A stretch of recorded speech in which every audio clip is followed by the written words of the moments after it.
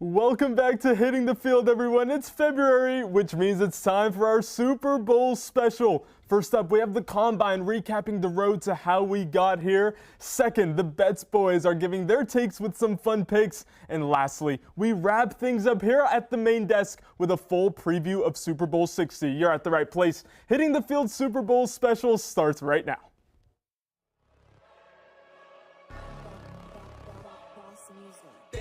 Change when I really hit the field. Undefeated chance, man, you know what's the deal. Trying to find a kid, I'm in the field doing drills. Boy, you just a sucker, you ain't never keep it real. 3 rings in my hand, I'm a warrior to the max. When I hang it up, they gon' have to give me plaques. Step up in the building and I only bring the facts. When I make a highlight, they gon' replay, run it back. Okay, always locked in, now I don't got time to lax. Saying he the best, he could take a lap. Batted 1,000 when you check the stats. Boy, is you ready? You ain't gotta ask. Hello, everyone. Welcome to the Combine segment of Hitting the Field Network's Super Bowl Show. As you know, my name is Kathleen Moore, your Combine host. This Sunday, Super Bowl 60 will be taking place between the Seattle Seahawks, champions of the NFC, and the New England Patriots, champions of the AFC. Today, we'll be doing a season review for both teams. And to help us out with this, I have a couple of friends with me today. I have Nick Cohen, former EP and former Combine producer. Shout out Nick Cohen. As well as an on-air debut with Matthew Polbrook all the way from the land down under. How are you doing, gents? I'm glad to be here. I'm very, very blessed and happy to live life in the free world. Heck yeah, Nick. Yeah, very happy to be back. I mean, I was on Combine last week, but, I just can't get rid of me, I guess. Love being in the main studio again. Oh, yeah, we really I know that's a work in progress. Yeah, but we really can't get rid of Nick around here. But you know what? His teeth are really clean. So shout out, Nick. As always. Flossing, Nick? As always, yes. That portable flossing stick really be following you everywhere. Shout out my dentist. Oh my God, that's so strange. Anyways, with that, I think it's time for us to go ahead and kick things off here. Please. One of the biggest stories of this Super Bowl is the strength of schedule difference between these two teams. So we're going to go through some of these matchups that they've had, starting with the Seattle Seahawks. So I think it's pretty well known that the Seahawks have had quite a more challenging schedule than the Patriots this season. I think they're overall a team that has been tested way more throughout this season. What do you guys think?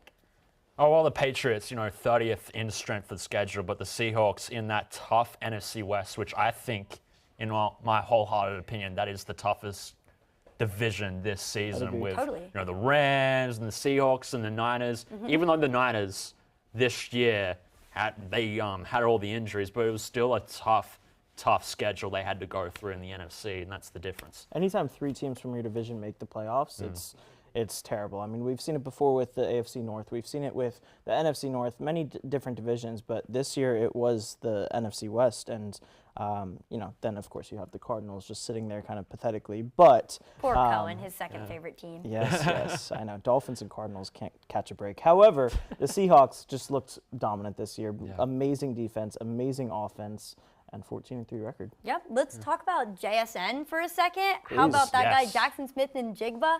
He was Offensive Player of the Year contender for a very long time this season. I believe he still is, if I am correct on that. Yes. But he's just had an absolutely dominant season. It really has been their main weapon. I mean, just in the regular season alone, 1,700 yards. Holy crap. 10 touchdowns. Best receiver in the league. Oh, my gosh. Best receiver in the league. He really took over the spot that Jamar Chase and Justin Jefferson had last year and the previous years before. Darnold, obviously, with Minnesota last year, Justin Jefferson had basically one of his best career years, and then Darnold comes to Seattle, and it's JSN. This is what you have. Is that just what Sam Darnold does now? Yeah. He just makes your wide receiver 1 turn into a beast? I don't know. Yeah. JSN was amazing before Darnold got there with Geno Smith last year. I believe he set a franchise record, or at least tied it in Seahawks history with 100 catches. And then obviously he has had more in the playoffs. So I believe he tied that record. But as you mentioned, 1,700 yards. 1793 to be exact. Simply insane, leading the league, and then 10 touchdowns as well. You couldn't really stop this guy ever all season. You know what I find funny? Tell us. Geno Smith, last year with boy. the Seahawks. He leaves. The Seahawks are in the bowl. The team that Geno Smith goes to, number 1 pick in the draft. Geno Smith is a curse that falls upon NFL teams. When is the league going to learn? Get this guy out of the NFL. Well, people were acting like he was just back, like he wasn't a bust. Like, Right.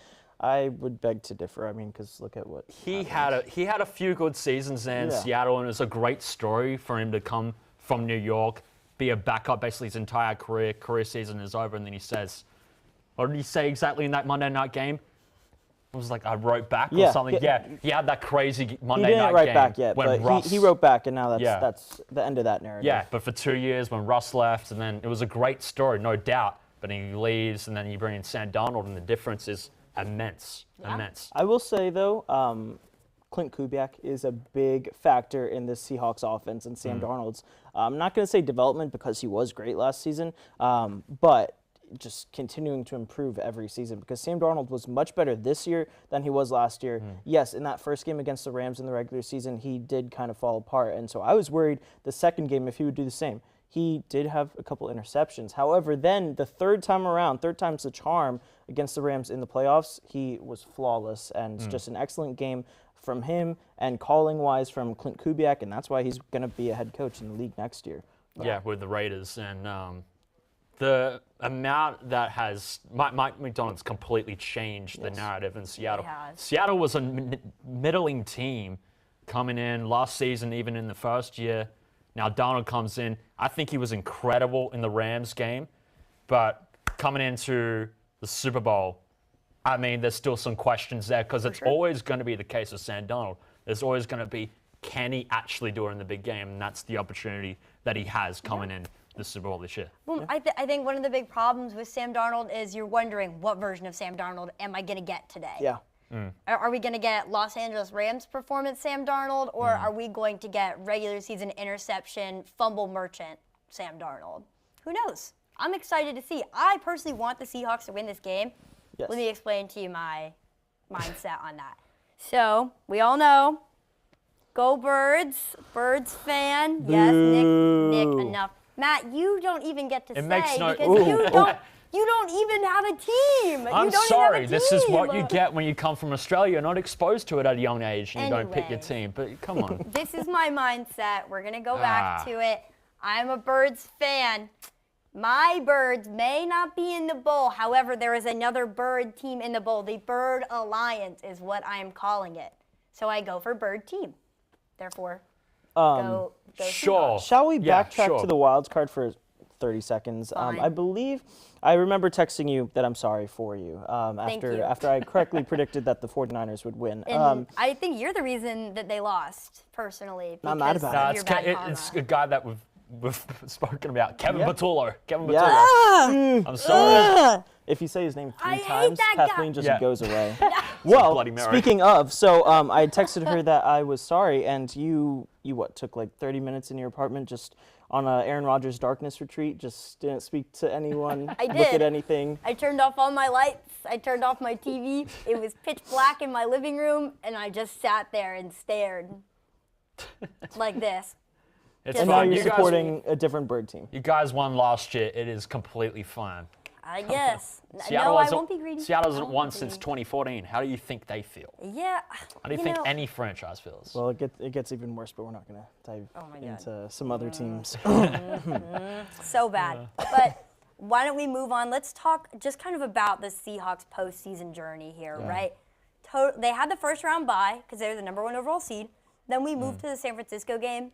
San Francisco falls apart. Holy. They can't get anything going. Well, definitely, because you can't do anything when you have half the players. Everyone is injured on that 49ers team, and that's what you got. It was 17-0 after the first quarter. Yeah. I looked up, and I was getting like pizza or something, and it was on a Saturday night, and I look up, and it's already like 10 minutes gone, 17-0. Oh, yeah. And the game was over by the second quarter, so there's nothing really we can take away in terms of Seattle from that game. It was Well- just a totally dominant performance. Yeah, it was just though. dominant. Well, Yeah. my question is, how do the Niners beat the Eagles one week? I'm gonna keep mentioning it as long as I can, and then get destroyed 41-6 by the Seahawks. It just proves how dominant the Seahawks have been, and I think will continue to be in the big game. You really just get agree. those games sometimes, Yeah, I think. absolutely. It really just does Yeah. happen. Not even scoring a touchdown is It's a crazy. very, very long season. Yeah. Long Right. season. You get these games at the end of the year, you're just burnt out. Totally. Burnt But out. we're going to move on from Seattle because Okay. we have a whole other side of the NFL to discuss with the New England Patriots. Let's go ahead and pop up that graphic, fellas. We've got something to look at here. I'm ready. Look at this. 30th in strength of schedule. Yeah. If there's another graphic, we don't have it here, but it's Patriots opponents and how many of their head coaches are still employed. And there's like 3 teams on this list with still Raiders gone, employed Dolphins head coaches. gone, Steelers gone. Panthers have their head coach, Bengals still have their head coach, and the Saints still have their head coach. That's it. Bengals somehow. Oh, Yeah. and Zach Chargers. Taylor, I don't know how he's still. He's got something on the owner. But yeah, I mean, this is a crazy graphic. I was prepared to say that, at least the Patriots won games they were supposed to win, because you can't say that about every team, like That's true. the Rams. However, then I kind of remembered that week 1 loss against the Raiders. But Yes. I Week guess, yes. I remember because I was looking back at Maintra from last season, and just every one of their star players for the Raiders went off. Genty went off. Geno Smith had like no interceptions, which was a rarity. So I think except for that game, yes, easy season, but they still won the games they were supposed to, and they won games that were hard. They beat the Texans in the playoffs. They beat the Broncos Okay, defense. but C.J. Broncos Stroud was defense. quite literally on New England's roster in that game.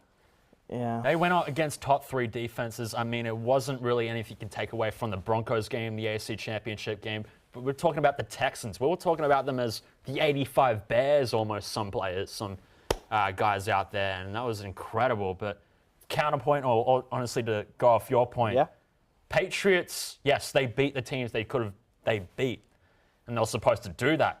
But they beat them with no doubt left. I mean, they never went behind. See, like the Bears, they always went behind, but they always came back. But with the Patriots, they were always ahead, and they were dominant in a lot of the games they were against. Yes, easy schedule, but Drake May, Stephon Diggs, Mike Vrabel completely changed the culture here. Ragtag receiver group from last year with Gerard Mayo and how that was, and then they bring in Mike Vrabel, and the entire culture has changed. And they did beat the Bills this season, and Yes. barely lost them the second time in the winter, only losing by 4 points. So, like, they have impressive losses. I don't like the narrative that this is just a historically easy season for them. Even if there's some facts to support that, I think you do have to show some respect, because you don't go 14-3 easily. So how do you guys feel about the Stephon Diggs' wash campaign that started the middle Well, of the he's season? obviously not. He's obviously not. But he's also not obviously back. Like, he's not back to Vikings form. He's not back to Bills form. He's still, He's in his 30s. Yes. It's what you come to expect at this age. Yeah, I'd agree. he's getting up there. He's no longer a wide receiver 1, in my opinion. I don't hate that take at all. I don't hate that take at Because all. wide receiver 1 would mean he's a top 32 receiver in the league. And I don't know if that's necessarily true anymore. I don't think that's necessarily the case. If you're a wide receiver 1, you're a top 32 receiver in the league. I mean, I just think when you're 14-3, nothing really else matters. You won. Stephon Diggs did what he did to compete and contribute to the team, and he did it quite well, especially early in the year. Yes, mid-season, but later on, with the help of Birdie and Hunter Henry getting his targets on Drake May, I think, yeah. Yeah, I think Hunter Henry has been such a huge factor in the playoffs. great on my fantasy team. Oh, He was, shout yes. out. I didn't have a single Patriot on my fantasy Really? team. I had Drake Either May. of my team. Drafted Drake May and Caleb Williams. Did you? Had Josh Allen. I had Josh Oh Allen in my- my other oh league, my but Sam gosh, Darnold these- in the other one. Brutal pull. I mean, refuse to draft a Bills player. Refuse. Me with the Cowboys. Fair. Ugh. Sucks for you. But I mean, like, going back to Stephon Diggs for a second. Yes, okay, he might not necessarily be back, but he's also not totally gone. However, with that being said, if I look at the Patriots roster and I had to pick one big need, I think it still would be receiver, regardless of Stephon Diggs. If you think he's back, if you think he's a receiver 1, I kind of would disagree with you. I mean, if they need something in the draft or free agency, because they do have money, you need a receiver still. Well, do they have money. got Booty's really improved this year. Kyle kinda Williams, off and on. Kyle Williams, but again, yeah, that's probably a good point there. But this defense for the Patriots, I think we need to talk about them. they got out Milton Williams, who was an Eagles guy last year. I'm Very sure you sad. know. But to Very bring in a sad. guy who actually has Super Bowl experience, I wonder how much the Patriots are picking his brain this upcoming week. I'm sure, but Yeah. can you imagine lucking out like that, going from one Super Bowl team to another? Yeah, I mean, he contributed a lot. He is that guy on the defense. He is big, he is strong through the interior, and I mean, they don't have the edge guys maybe you need, but look at the numbers defensively, 4th in defense this year. EPA per play defense, I mean, they're 11th, but they're kind of middle of the road in that statistic, and Seahawks are a bit better, but yeah, this is it. I totally agree. I think this is going to be a very interesting matchup, but now I want to go ahead and move on to the tail of the tape. What do the highlights show this season? What do the comparing statistics show from this season for each team? So let's go ahead and take a look at this graphic here, starting from the top. Points per game. Seahawks are below the Pats here, 28.4 to 28.8. It's not much of a difference, but that's tight. That's a tight margin. Yeah, I mean, they're both incredible, I think. Both of these teams have kind of been in the upper echelon in terms of offense. Yeah. Patriots maybe a bit better. They are first in EPA per play offensively, with their offensive line being improved and all that. I think it's hard for at least these first two categories to light one team up green and one red. Yeah. I think There's a it's so couple close. things to look out for, in my opinion. On the Seahawks side, Cooper Kupp's been getting involved more, and I think he has to continue doing that because Christian Gonzalez is an amazing cornerback, and he will be affecting JSN a little bit. You know, Matthew He'll claims expose he it. is the best receiver in the league, and he's right on up there, this season. regardless. Absolutely. Honestly, I want to look at Rashid Shaheed, who, Yes. who the Seahawks picked up during the trade deadline from the Saints. If you recall back to that Rams game, Week 16, he had that kick return, that punt return for a touchdown that completely flipped that game. Those are the plays he makes. In the 49ers game, kick return for a touchdown to start off the game. He is a big-time player. He had I think it was to start the game for the Rams, it was a 50-yard pass down the sideline, if you can recall, on the first drive. That is a big-time player. And if, say, the Patriots decide to double JSN and double Kupp, which they did a couple times in that Rams game, expect Shaheed to have a couple big plays. However, something against the Seahawks and in favor of the Patriots is that Zach Charbonnet is out. Kenneth Walker has been great in these playoffs. Yeah, he's been taking However, over. the Patriots have a great run defense, especially up front. You mentioned Milton Williams, and they have other guys, Christian Barmore. But not having Zach Charbonnet to kind of have that thunder lightning is going to really hurt them because Kenneth Walker is not going to find success running inside zone. And outside zone, the Patriots have some speed guys. They have good safeties. They have Harold Landry and Keon White to stop on the outside. So it'll be a little bit difficult for the Seahawks run game. And Not Kubiak. only that, with the dominance in the run defense for the Patriots, that's going to force Sam Darnold to throw. Sam Darnold does not do well under pressure. We saw it in the interception comparison, 18-10 with him versus Drake May. I don't feel good about them putting Sam Darnold in a situation where he has to throw the ball under pressure. I agree. Lots of pass attempts coming. He did show pretty well in the Rams game under pressure from that Rams front, which is pretty good, even though they are not at the top. But the Patriots, I think they can get ahead and get pressure, and Sam Darnold has had those issues this year. Right. Well, I really appreciate both of you coming on. Unfortunately, it is time for us to move on from the Combine and make our way over to the Bets boys, who are going to give you all of the bets that you should be taking for Super Bowl 60. You kidding me? How's it going, Bets fans? My name's Scott. I'm one of your co-hosts of the show. I'm currently outside of Raymond James Stadium, home of the Tampa Bay Buccaneers, but tonight it's NHL hockey that's being played here. It's the Tampa Bay Lightning versus the Boston Bruins. I had a bet last week that the Tampa Bay Lightning would be taking the money line. We're going to see if that bet cashes in person, so I want you to follow me for the ride. Let's do it. Who's going to score first? Jake Gensel, Who's going to win? the best hockey team in this state, the best hockey team in this country, the best hockey team in the world, the Tampa Bay Lightning. We are in the stadium. That's the ice rink behind me. It's chilly. You can see I'm wearing gloves. Let's see how it pans out.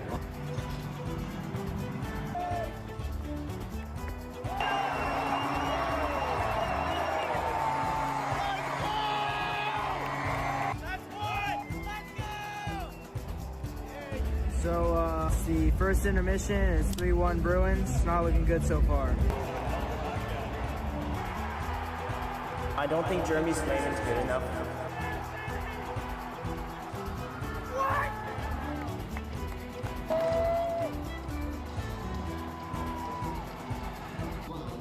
Cardiac Lightning right now, 5-4. We had a few goals. Lightning are starting to be on the comeback. Hopefully this bet can hit. I'll see you on the flip side. I'm geeking.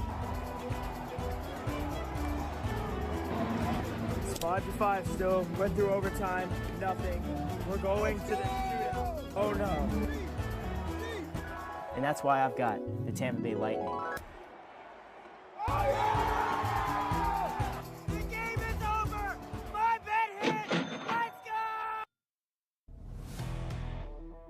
We're Campus Combat. And in case you missed it, here's everything that went down during the main card at UFC 324. The Paramount era kicked off with non-stop action as Gene Silva and Arnold Allen went to war. Silva pushing the pace and taking the decision after 3 hard rounds. Then things got heated when Natalia Silva edged out Rose Namajunas in a close fight that had fans arguing the second it ended. Heavyweights clashed when Waldo Cortez Acosta shocked the world, putting Derek Lewis away with brutal ground and pound shots, solidifying his spot atop the division. The comeback everyone was waiting for. Sean O'Malley showed he's still that guy, outclassing Song Yadong with clean striking and slick movement in a close win. In the main event of the night, Justin Gaethje and Paddy Pimblett withstood 5 rounds of pure violence. Huge strikes, no backing down. When it was all said and done, Gaethje stood tall, winning the interim lightweight title for the second time in his career in an unforgettable performance. And that's a wrap on UFC 324. Tune in to the next episode of Campus Combat on YouTube. And we are back, Super Bowl show, the bets portion of the show. And you just saw us on Thursday, but I mean, can't get enough of us. Yeah, right? I mean, dude. But today we're going to be going over some fun little prop bets to help you guys score some cash for Super Bowl Sunday. Yeah, who doesn't want to throw all of their money on Super Bowl Sunday? You had a bad NFL season. You know what? That stops right now. You end the season, on a high note. You make back all the money you lost. Shout out Jerry Maguire, shout out Tom Cruise. Show me the money, baby. We up on Super Bowl Sunday. Let's go. I mean, only thing I'm disappointed about is that there's no Taylor Swift in the Super Bowl. I mean, it really sucks, doesn't it? Oh, yeah, it's awful. Horrible. Awful. Oh. But yeah, I'm joined with Augie Harrison, Scott Harris, and then our special guests today are going to be Natalie and Noah. How are we doing? I'm doing great. Oh, we're doing great. Second time on bets in 2 weeks. I'm very excited to talk about Super Bowl, and yeah. All right, Noah? I'm doing absolutely amazing. The Super Bowl is not the Chiefs this year, so that's all I can say about that. Not a Seahawks or Patriots fan. Keep pounding, but I'm excited to see what the Super Bowl is going to hold and excited to make you guys some money. Yeah, let's do it. All right, so let's just get right into the bets. First off, we got National Anthem. Augie, you can start us off with your pick. Okay, I think it's what? So the line is what? 1 minute and 25 seconds? Or 125 seconds? 125 seconds. 125 seconds. So that's 2 minutes and 5 seconds. Take the under, guys. Take the under. I know people like to hold off on the end, but I think somebody timed it, and this guy did it. I don't know who's saying it, but it was 1 minute and 2 seconds or something like that. It was his piano version. It was 1 minute and 2 seconds. Yeah, take the under. 1 minute and 2 seconds. Take the under. That's not even close. Like, that's a full minute. Take the under, guys. Yeah, and I do actually have the under on this pick at plus 110. I know it says in the graphics it's over. But yeah, his piano version was really what I looked at. I scoured the internet for Charlie Puth content, and I saw that. Oh, it's Puth. It's Charlie Puth. I didn't know who that was. So, okay. Yeah, 1 minute and 2 seconds. I know it's a piano-only version. The vocals might take a little bit longer. You might drag some stuff out, but I feel pretty confident about that, honestly. Did you guys not watch Fast and Furious? Of course I saw See Fast you and Furious again. 7. See you again. Slow song. All right? Slow song. That's why Charlie Puth, he's gonna drag that out right You there, think so? know? Yeah. You think he's going to be like Chris Stapleton, or who took probably like, what, Oh, about a yeah. good 5 minutes? Yeah, on the But word the brave. best national anthem I've heard in a long yeah. time. But Oh, yeah. that was a But- long national anthem. I don't know. I think he's gonna drag it out. Cut All to right. Sirianni crying on video, too. That was iconic, honestly. Natalie, what's your pick? Give me the over. Honestly, 125. I feel like he's not going to go under than that. I agree with Scott when he said that he's going to like drag it out. Charlie Puth has like that little melancholy kind of voice. So I feel like give me the over on that one. Thank you, Natalie. Yeah, I mean, it's pretty split here, but Noah, what about you? Listen, guys, this is a Super Bowl. This is one of the most watched events, if not the most watched events in America every single year. I'm going to take the over. They're going to want to draw this thing out beyond no end. The average, according to a Sports Illustrated post in 2019, was 1 minute and 55 seconds. I'm taking the over. All right, well, that's definitely some valuable information there. There we go. I mean, I guess most people think it's going to be over, but, me and Augie riding with the under. You got to. I'm the lone wolf. At this desk, the other two took it, Scott. That's what I mean at the desk. Okay. All right, so next bet is going to be the first penalty to occur. This one. Now, I'm the lone wolf for this Yeah, one, you Scott. are. All I right, didn't cool. realize how many of us took offensive holding at plus 200. That was my pick. I think offensive holding is, it's one of the most common penalties in football. Yeah. I There's a mean- reason it's plus 200. Right, exactly. You have false start also that could be, pretty common. But yeah, plus 200, I like offensive holding to happen. What about you guys? I was thinking just because, you see I took pass interference. I'll explain that in a second. But I this morning when I was looking at it, I was thinking, what if this starts off the way the Seahawks-Broncos did a while ago, where the ball gets snapped over somebody's head and they kick it out the back of the end zone? I don't know what penalty Illegal that is. batting? Yeah, someone like that. Personally, my favorite still on this list, chop block, plus 4,000. Would be an insane first penalty. Drop tackle? Yeah, a horse collar tackle at plus 5,000. How about tripping? Tripping at plus 5,000 as well. Oh, what about sneaky leverage? Ooh, yeah, I love a good leverage penalty. saw Or a one roughing the this kicker year. on the kickoff or something. That would be pretty electric. But I got pass interference for plus 600. I like false start. Obviously, somebody might get a little jumpy. It's Super Bowl. There's Right. nerves. But pass interference, pretty common penalty at plus 600. People like to hold. We know DBs like to hold. I don't see any reason why a team doesn't on the first play of the game say, screw it, let's set the tone and just air one out and somebody gets beat and gets grabbed. I personally see that being a very potential thing, but obviously nobody else does. Yeah, clearly. Yeah. But Noah, what's your pick for this one?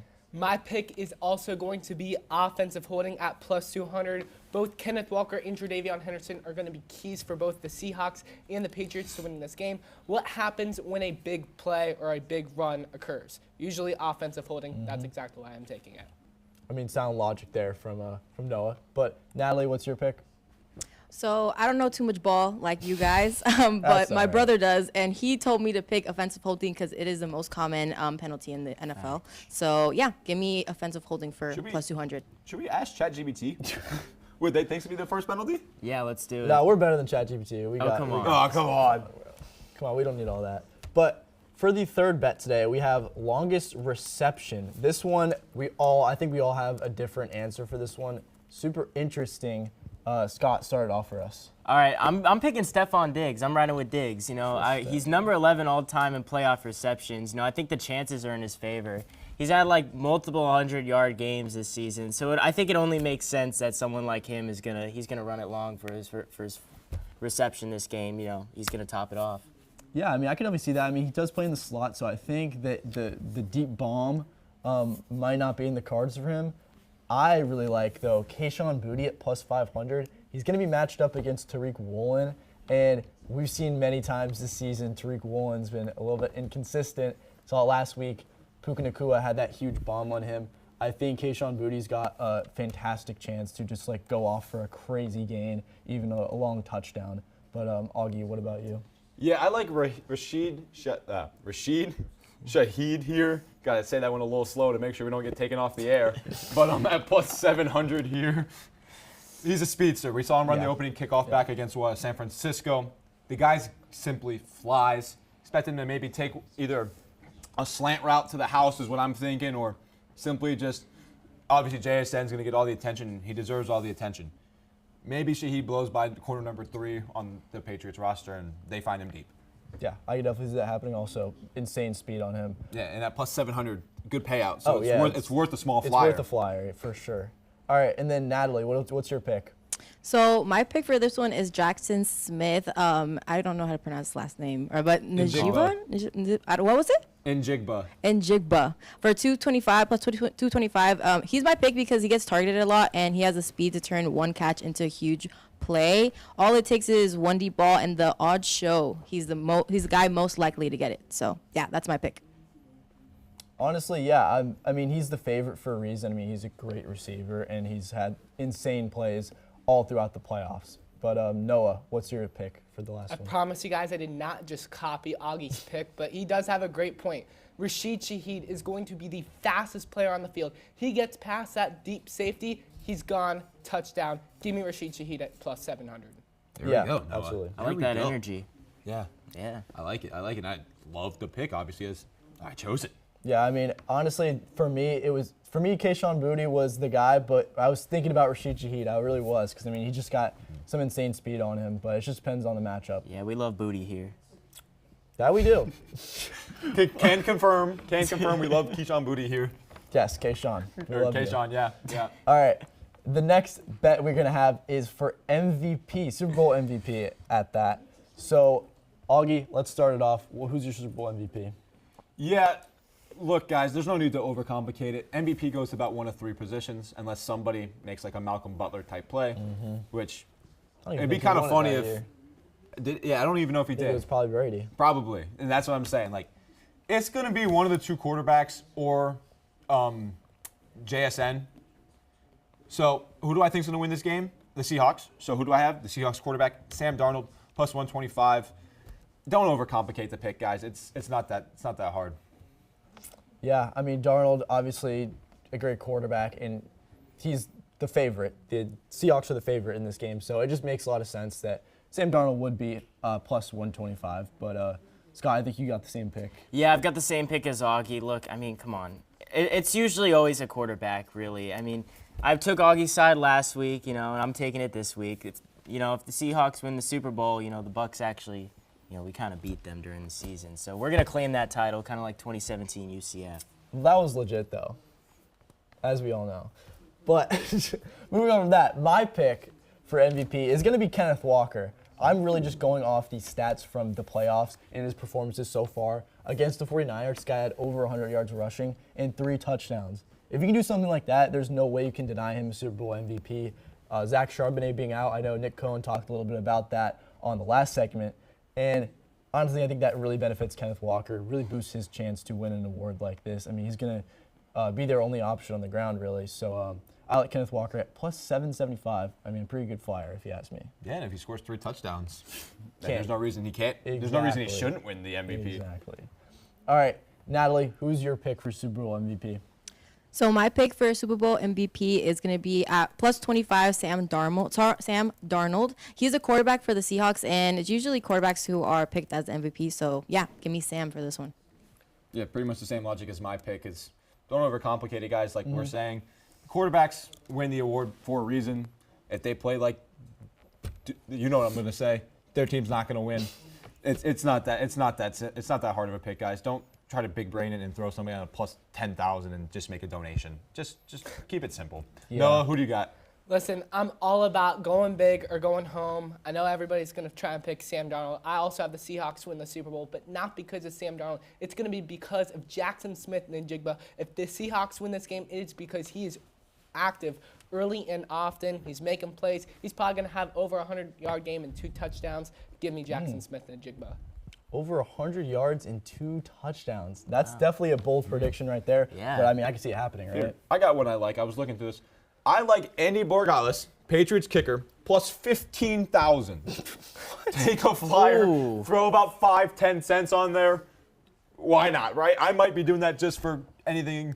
Like, I know Adam Vinatieri had a couple game winners. Maybe if he hits a game winner, it's like a 10-3. Because the Patriots, these are 2 really great defenses. Or at least the Seahawks defense is great. I mean, the Patriots defense is pretty good, too. You got Christian Gonzalez back there. Why not throw a 20-cent flyer or a $1 flyer on a kicker at plus 15,000? You might as well. But speaking of kickers, for our second to last bet, before we get into our special guest that's going to come on, we'll talk about him later. But we're going to have the longest field goal in this game. The line is set at 49.5. I mean, pretty standard for the NFL. I mean, kickers are making over 50 these days, over 60. If we saw maybe a Brendan Aubrey in the playoffs, I would hammer that over for sure. Oh, yeah. The line might also be a little bit more different. It probably might be a little would. higher. If It's Brandon more Aubrey on the line. Or yeah, if Cam Little was playing. Cam Little, yeah, him too. Maybe hits a cool 70. Does Andy got a boot? Andy Borgat, I mean, he's pretty reliable, I'd say. Who's the Seahawks kicker? Is Jason Myers. Myers? Jason Okay, yeah, we all know Myers. Also very reliable. This isn't really the power Yeah. duo. Yeah. Here. Right, no. What's it? That's why I have the under at minus 115. It's even odds. Yeah. All right. I've got it under too. I got the over though. I mean, 49.5, 50. There's no reason the NFL kicker's not going to. They're going to send him out there if it's like a 53, 54-yard field goal, and they're going to take the points. So personally, I'm not expecting a 70-yarder to be kicked, but if you want to give him a nice solid 53, 54, something like that, that's why I'm taking the over. Natalie, what do you think? I'm taking the over because I feel like the kickers are attempting longer field goals, at least today in the NFL. So that's why I have the over. They're even odds, but I for sure have the over for this one. Yeah. What about you, Noah? When I got this bet handed to me, I was like, this is the best gimme of the day. Like, this is like, you put $20 on it, like, it's only minus 115 odds, but you're still going to be fine. Give me the over 49.5. Two great defenses in the Patriots and the Seahawks, and I think that that's going to lead to a field position battle. All right, quickly, let's go over Gatorade color real quick. This is the second to last one. Scott, we know you're really excited about this one. This is Powerade, but Oh, Scott brought the Not odds. sponsored, by the way. we got blue. I also have blue at plus 250. I took green. No reason behind the pick, just my favorite flavor. So give me lemon lime. Oh, yeah. And then, Natalie, what's your pick? I got yellow for this one. It's a yummy flavor. So It's the best flavor there is. The best flavor there ever will be. That's a hot take. That's a not a hot hot take. take. But It's not a hot I don't take. want Just say you don't know Yeah, ball, hey, Scott. we no, don't have to get into this right I don't now. want to You get. don't know ball, Scott. You know, Augie, I'm tired of arguing with you, and we're not doing it about Gatorade. All right, no. What's your pick?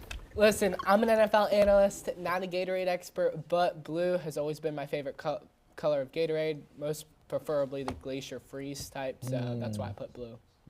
Cool blue, glacier freeze, whatever you want to say. Absolutely elite flavor Nothing wrong is with that blue. flavor. But that's going to be it for our two guests here. Thank you guys so much for coming on. I mean, absolutely wonderful ball knowledge and some great analysis on these prop bets. I mean, I had a great time. I love talking about these prop bets. I still can't get over the fact that you brought an op. You brought literally really the only brought Powerade. competition. The You brought only Powerade for a competition. Gatorade segment, Scotty. Honestly, disrespectful if you ask Scotty. me. We're about to get an email from Powerade, and they're not They're going to going be to shut our happy. show down. We're going to Yeah. get like cease and Dude, desist. both teams are wearing blue, and then I just couldn't find any blue Gatorade anywhere. I couldn't. Yeah, whatever. If you don't want to put in the effort for the show, it's Yeah, fine. no. I get it. Just say you don't want to be here next time, Scotty. But before we go, we're going to be talking about the halftime show. Miguel, how are we doing? Hey guys, I'm doing amazing. I'm ready to bailar and disfrutar. I'm here for a great time. Here for a good time, not a long time. I'm with it also. I'm pretty excited for this halftime show. I mean, pretty unique, honestly. The first time we've had a halftime show like this, super hyped up. Everyone, I'd say, is excited.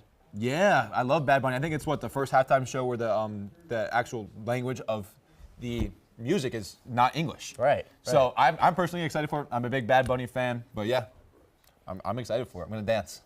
All right, we have a couple prop bets for this halftime show. Miguel, just give us the rundown. You have the opening song first off. Yeah, I have opening song being Caeta. I know people want Baile Inolvidable or Chambea, but Caeta is the most well-known, I would say, by a lot of people. It also is by the beach. The birds are going to be playing at the beginning. The waves are going to be splashing, and then we're going to get the party started. I kind of like Chambea here, and that's one of my favorites of his. But I do like to pick the plus 750 too. These good odds for it. Beachy vibe, you know. Yeah. Gotta go with it. And then you have the guests he's gonna bring on. Pretty interesting. Who you got for that? For me, I got two favorites, J Balvin, Raúl Alejandro, and one that's a little sneaky in there is Cardi B. I know a lot of people have been talking about I Like It. It appeared with the Shakira halftime show, so hopefully he brings that back and even brings Cardi B over for that appearance. Yep. That would definitely be interesting, especially because Stephon Diggs is playing. Yeah, she's already going to be there. Now, I don't know. She is pregnant, right? I don't know how far along she is. That's right. That's becoming a potential issue as far as her moving around performing. I don't think she's that didn't far Rihanna along. get Yeah. pregnant? I don't think she's that far along. Right, I mean, I'm not an expert. I'm not on an that, expert. really. But she's going to be at the game because Stefan's playing, so I like that pick at Cardi B. All right, and then quickly, last bet, total number of songs. You have the over on this, I believe. Yeah, so he has a ton of songs. He's very famous. He's going to be having the party going. So I'm going over with 11.5 songs because he's just going to have a great time and just keep the party rolling. So the halftime show is what, about like 10, 15 Yeah, minutes? it's So usually he's going to be pretty playing long, like 45 seconds a I song mean, then? Yeah, that sounds I can't about say I'm right. an expert. Are his songs like fast paced? Is that like? I'd say so, yeah. It just depends. Yeah, I would- It's usually what do you radio think? version. Well, yeah, I would but say yeah. so. But yeah, all right. So that's going to be all the time we have today, unfortunately, for bets. But thank you, Miguel, for coming on and talking about halftime show, educating us a little bit. But stay tuned. We'll be back with Edgar closing out for main show. Quick interruption. We'll be right back for your show. For now, let me give you a quick rundown of what the Hitting the Field Network has planned for you. My name is Edgar Rodriguez, and I'm the host of Hitting the Field Season 22, live streaming every Monday at 4 p.m. Eastern. There, you'll find me and our expert guests talking about everything in the wide world of sports. On Tuesday, get ready because it's Season 10 of Nighttime. Hosted by Andrew Gregg and Joe Geiger, Nighttime keeps you up to date on everything happening in the world of college sports and UCF athletics. Moving on to Wednesday, we have Season 8 of The Combine, hosted by our very own Kathleen Moore. This podcast takes a deep and technical dive into everything NFL, and you won't want to miss that. On Thursday, we go live with Bets, where our Bets boys, Ben Huber, Augie Aronson, and Scott Harris, will give their expert opinion that might just make you some money. On Friday, Season 4 of Girls Got Game takes over with only the hottest topics in women's sports, hosted by none other than Katie Sue Christensen and Mia Flores. And to round out the week, Season 3 of HTFC comes on Saturday, hosted by Octavius Lawrence and Santiago Molina. Soccer never stops, and HTFC will be your stop for everything in the world of football. Make sure to follow us on Instagram and TikTok, where you can find non-stop additional content, as well as stay updated on all HTFN news. Lastly, leave a like, comment, and most importantly, subscribe to the Hitting the Field Network on YouTube. That's all I got. I'm Edgar Rodriguez, signing off. Enjoy the rest of your show. Thanks for sticking around, everyone. We've made it to the final segment of our Super Bowl 60 preview special. And joining me to my left-hand side, making his debut, Noah Green. Back-to-back, by the way. Yes. 2 segments. I love it. Yes, and sir. Austin Suarez, a familiar face here at the network. Boys, we're under a week away from the Super Bowl. How does that sound? Yes, sir. I mean, the Panthers made the playoffs. I knew they weren't going to go to the Super Bowl. But, you know, I'm excited that it's not a Chiefs or Eagles or Niners Super Bowl. It's Something new. Something new, something fresh. It's, you know, I mean, it is a Super Bowl rematch. That's but right. And we'll get into that. Still going to be a really good game, I think. Austin Suarez, your initial thoughts? I mean, I don't like the Patriots. And we'll get into JSN, that. Sam Darnold, come through. That's all I got to say. You mentioned it briefly, Noah. Let's get into this preview, okay? Super Bowl 49, 11 years ago, a famous game that saw the Patriots come out on top, of course. Questionable decisions, right? Changed from the course of Seahawks. Malcolm Butler's life. Completely. Austin, why don't you take a deeper dive? Do you like this matchup, a rematch from 11 years ago? I 1,000% love this rematch. Okay, you know, Patriots hijinks out of the way. This tells a story. This is a nearly 11-year story all coming into fruition. And things are still somewhat similar. You have Drake May, who some people are calling Tom Brady 2.0. I don't buy it. A little early. We got to see on Sunday. And then we're getting a little bit of a sort of a Legion of Boom 2.0, people are saying too, with that insane Seahawks D-line. Completely, 100%. How about you, Noah? Are you a fan of this matchup we'll see on Sunday afternoon? Going back again to Super Bowl 49, because that's kind of the main sample size we have of it. You had, obviously, let's not give it to Marshawn Lynch at the 1-yard line. Let's throw it down the middle, intercepted by Malcolm Butler.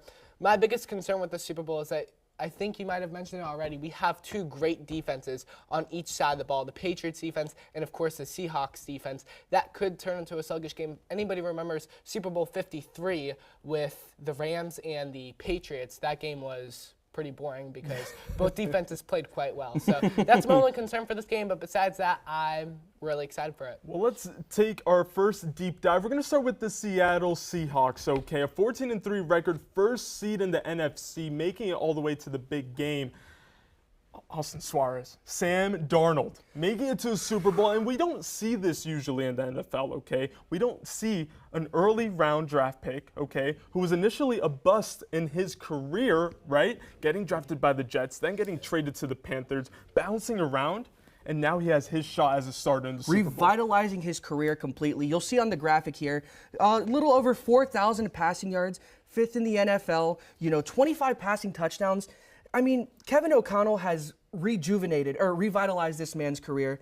I'm happy to see it. And when I look at a Super Bowl caliber team, I look at more than just, stats. I look at signature wins specifically, kind of like a college basketball take into the NFL world. And what I see is Sam Darnold went toe-to-toe with the most generational defense of all time in the Houston Texans, went toe-to-toe with the Jaguars, went toe-to-toe with the Rams and the 49ers. Yeah. If you would have told me at the beginning of this season, gentlemen, that Sam Darnold was going to be in the Super Bowl, I would have told you were full of cow manure, all right? An unbelievable achievement, Noah. Like we said, he could have easily, right, said, you know what, my career's over. It didn't work out, okay. But he wasn't fine with it. It's a complete example of resiliency, really. Yeah, absolutely. I mean, the 2018 draft class, you had Allen, Rosen, who's obviously a bust. You have Darnold, you have Lamar, you have Baker Mayfield. And, it seemed like only Lamar Jackson and Josh Allen, those are the two quarterbacks who have won MVPs. Baker has revitalized his career after, a short stint with Carolina and the Rams game where he really, took that comeback to the next level. And Darnold, obviously as a Panthers fan, he got replaced by Cam Newton in the 2021 season, replaced by Baker Mayfield. And P.J. Walker. And P.J. Walker in the 2022 season. In 2023, he was a backup quarterback. And in 2024, he lit it up with the Vikings. 2025 with a great defense, good run game, and JSN and the right coaching. He has absolutely transcended the Seattle Seahawks team. Perfect segue, because JSN was the next point we have to talk about, okay? Unbelievable. And that connection between Darnold and JSN, we'll talk about the keys to the game later, but that is going to be huge, Austin, if the Seahawks are to get the victory. 1,000%. I mean, JSN is absolutely electric. One of my favorite players to watch. His route running ability, his ability to cut and, pull out his hands past his frame, the angles and cuts he can make is the main reason he's averaging 15 yards a catch. And his contested catch rate, one of the best we've ever seen, 65% when catching after contact. And I mean, gentlemen, his production when it matters is certainly something, crazy. Clutch. I mean, look at that 2022 Rose Bowl performance. I think it was like 347 receiving yards. Something ridiculous, yeah. Yeah, and I mean, the kid's been burning secondary since college. we got early glimpses, that's a great point, that he was going to be able to cut it in the NFL level, and he has lived up to that hype. We saw it against the Rams with that one-hand grab. I mean, just things of elite caliber from 1,000%. JSN. Let's go to Legion of Boom 2.0. What do we think of this early comparison? We talk about May getting compared to Brady. Obviously, it's going to happen when you have these early talented players show through so early in their career. Legion of Boom 2.0, are you buying it? I'm absolutely not buying it. I've got some stats to compare here. I've got Legion of Boom, I've got points per game, I've got touchdowns and interceptions for both the Legion of Boom and the 2025 Seahawks team. Legion of Boom, 11.6 points per game. The 2025 Seattle Seahawks, 17.2 points per game. The 2025 Seattle Seahawks, only 18 interceptions versus 28 interceptions for the Legion of Boom. 20 total touchdowns only allowed for the Legion of Boom, and 29 total touchdowns allowed for the 2025 Seahawks. It's a great defense, but it's not generational like the Legion of Boom. Let me put it like this. We were talking about it off air, Austin. This is different. They excel in different areas. And the thing about this is not Legion of Boom 2.0. No. This is the Dark Side 1.0. They are completely different. Mike McDonald is emphasizing a strong D-line over emphasizing a strong secondary. And the best part about these gentlemen right here is they don't stat pad. Yes, one defensive touchdown, but these people held their opponents down to 4.4 yards a play. 18 combined interceptions with a monster D-line like that is absolutely incredible, like you say, Edgar. And, is there anything these guys can't do?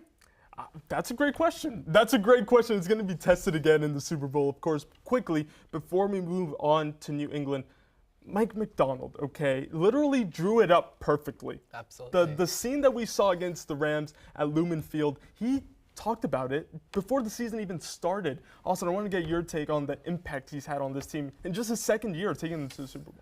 I mean, honestly, like I said, strong, tough, disciplined football, suffocating football, no defensive stat padding to add to egos. Just, I mean, like I said, one defensive touchdown, but you're still holding your opponent to an average of 4.4 yards a play. Mike McDonald has immediately turned this culture around. Completely. Let's move on then to the New England Patriots, okay? Also a 14-3 record, second seeded in the AFC, making it to the big game. We've talked plenty about Sam Darnold, Noah, but Drake May, you got to give him his flowers as well. Yes, sir, absolutely. For the second best quarterback in the league. Listen, I got to put it out there. I absolutely think that Matthew Stafford is the MVP. Drake May still had a very good season, 4,394 passing yards, 31 passing touchdowns, did add 4 rushing touchdowns, and a 77.1 QBR. I also want to add that he had a 72% completion percentage. That is surgically accurate. But I think the biggest difference when we're talking about MVPs between him and Stafford, I know this isn't really MVP. This is more of a Drake May, how good he did. But 35 total touchdowns for Drake May, 46 total touchdowns for Matthew Stafford. I'm still giving it to Stafford. But Drake May absolutely surpassed my expectations. Even if May wins the Super Bowl, are you still sticking with that, or would that change your mind? I'm still sticking with Stafford. Okay, absolutely. Awesome. What do you think about Drake May's sophomore year in the big league? Well, I'm going to try my best to give you guys a real Drake May scouting report without seeming like a biased Dolphins fan. On paper, Drake May does seem like a quarterback who has everything they need to succeed, but high production doesn't always yield all the necessary tools. Yeah. His inconsistent ability to read complex defenses makes him a huge sack target, first of all. And he's also a turnover machine with 8 fumbles, 8 picks. That's not a great look. I will say one thing, though. Credit where credit is due. He's a very accurate passer when he can get the ball out and has an elite NFL physical frame. Standing at 6'4", 225 pounds. But other than that, I mean, I don't see a lot of hype. I don't see the hype. Okay. Well, again, he's going to have to bring it against this Seahawks defense, of course, if he is to take home the grand prize. But, of course, for the Patriots, that's not the biggest talking point, arguably. It's their schedule. Yes. And the ease of schedule, okay? Noah, they have to be who's in front of them. Do you buy into this negative narrative that people have been building around the Patriots? So I've got a really fun fact for you guys. Go a for it. Singular win in the regular season against the winning team. That is less than the Carolina Panthers, the New York Giants, and the Cleveland Browns. All 3 of those teams have beaten more than one team with a record over 500. They played 3 teams with records over 500. They went 1-2 those games. They also had what I would like to call a cupcake playoff path. Herbert in the playoffs. Wow. Yes, playoff and Hot take Herbert, from Noah. Yeah, Herbert in the playoffs at home. Texans in the elements at home with playoff CJ Stroud. We all know how great CJ Stroud is in the playoffs. That's obvious sarcasm. Yeah. In a snow globe game versus backup Broncos quarterback Jared Stidham. However, despite the easy schedule, you win 17 games. This isn't USF. Little dig at University of South Florida there, and you're playing in the American Conference. Every single team is in the NFL. These guys are professionals. They're playing for their livelihood. I still believe that the Patriots deserve to be in the Super Bowl despite the easy schedule. And I mean, Noah, I'll honestly piggyback right off of what you said. Their playoff run was an absolute joke. Only beat one team with a winning record.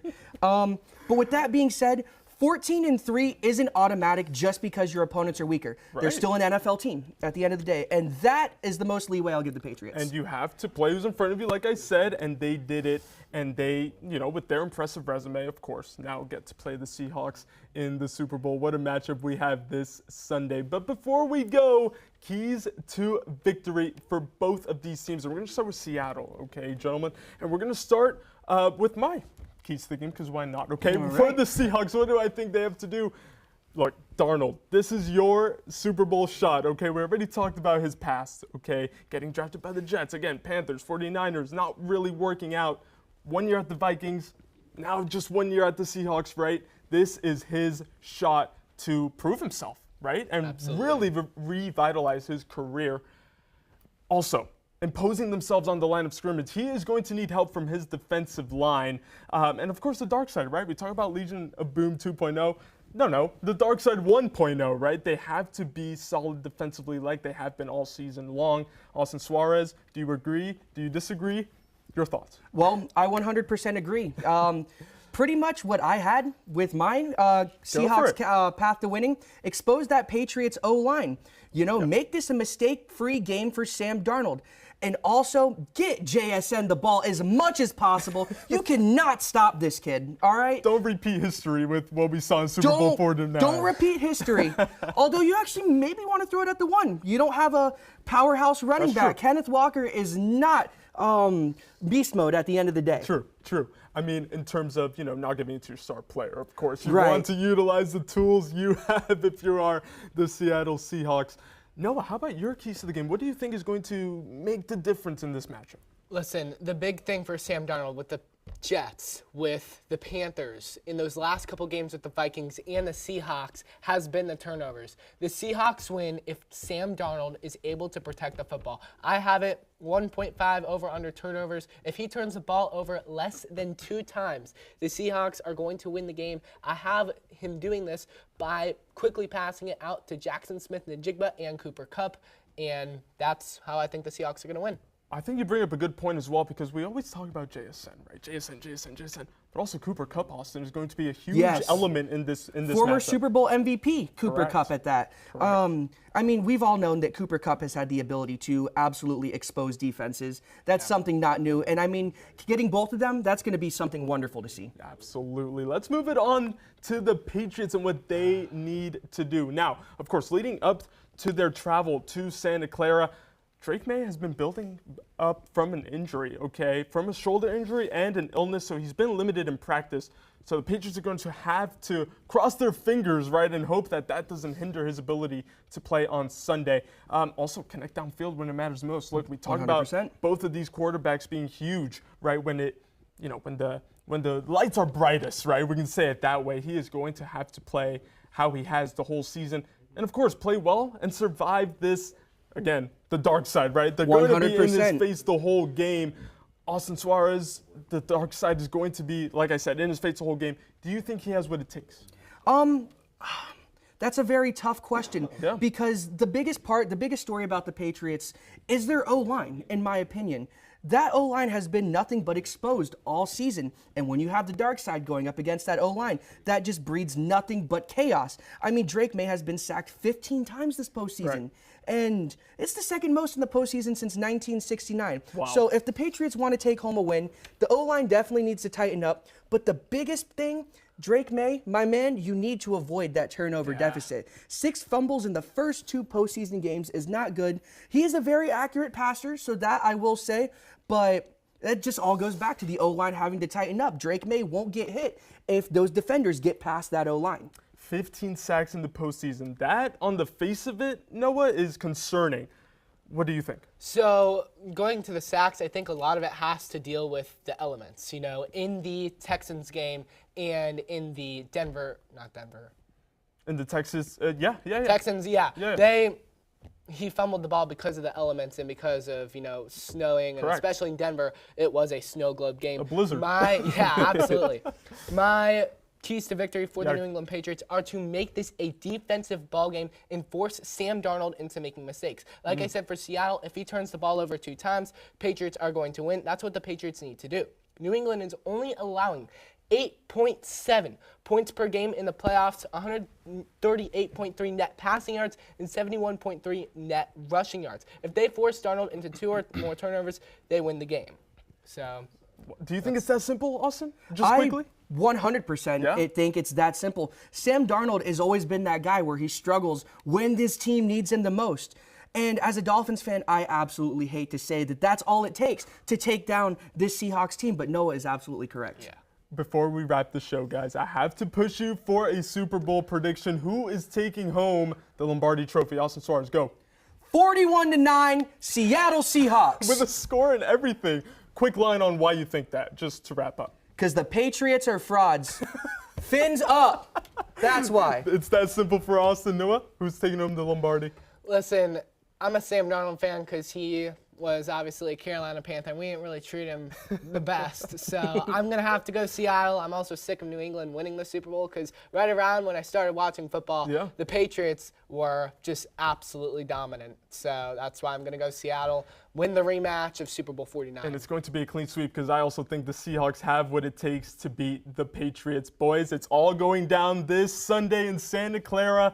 The Seahawks against the Patriots. Thank you so much for tuning into this year's Super Bowl special, everyone. From everyone in production, everyone who's been on camera, the Combine, the Bets Boys, and also here on Hitting the Field. Thanks for watching. We'll be recapping everything next week. You know where to find us. Take care.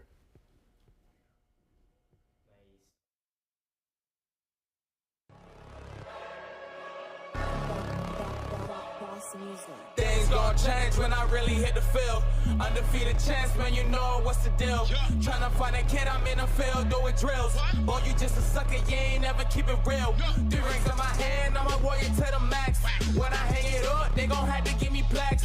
Step up in the building and I only bring the facts. When I make a highlight, they gon' replay, run it back. Okay, always locked in, now I don't got time to lax.